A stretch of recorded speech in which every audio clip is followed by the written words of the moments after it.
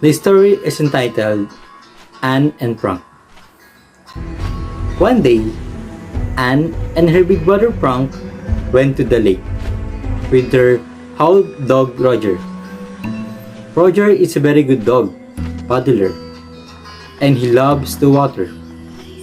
Frank threw a long stick into the lake for Roger. "Fetch!" Frank shouted. Roger ran along the bank, then jumped into the deep lake, making a big splash. It took him a long time to find the stick on the dark water, but soon he came out with a silly stick in his mouth. "No!" Anne yelled, seeing that Roger was about to shake.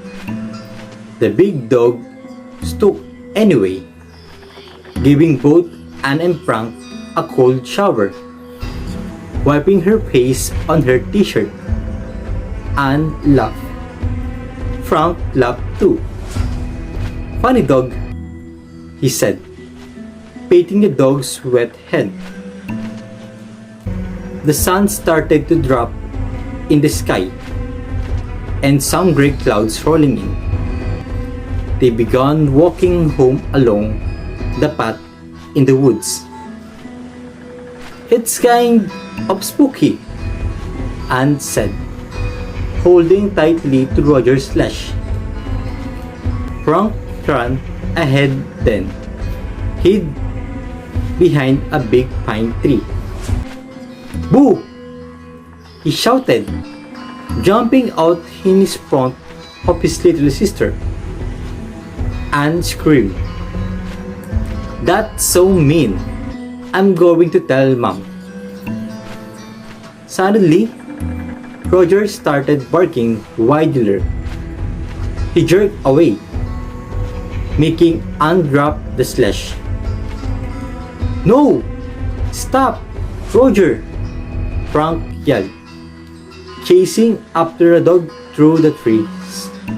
The barking sounded very far away. "Wait for me!" Anne shouted. "It's too dark." Frank took her by the hand, pulling her along behind him. They were not worried about Roger, who knew how to get home. The kids continued walking down the path. A few minutes later, a loud crashing nearby made them stop. Frank pulled Anne in behind a big rock.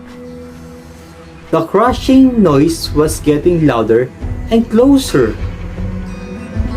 "It is a monster!" she cried, covering her eyes. Peeking out, Frank laughed. It was Roger crashing back through the trees, chasing a small brown rabbit. "No, Roger!" Frank yelled. "Stop!" And Roger did stop. Not because Frank told him to, but because the tiny rabbit had disappeared in the bush. Roger ran in the circles, sniffing the ground. "That bunny was a lot smaller than you," Anne said. "Pick on somebody on your size." As they began walking back to the path, a spooky wailing sound filled the air. "Ow! Ow! Wolf!" Frank said as the wailing got closer and closer, tracking his tail between his legs. Roger pulled the kids quickly through the woods at the way home. Frank slammed the door behind them. "Silly dog," Anne said, scratching Roger's ears. "Those wolves were showing you how that little bunny felt you chasing after her. Did you have fun? Mom asked. Well, it was exciting, Frank answered.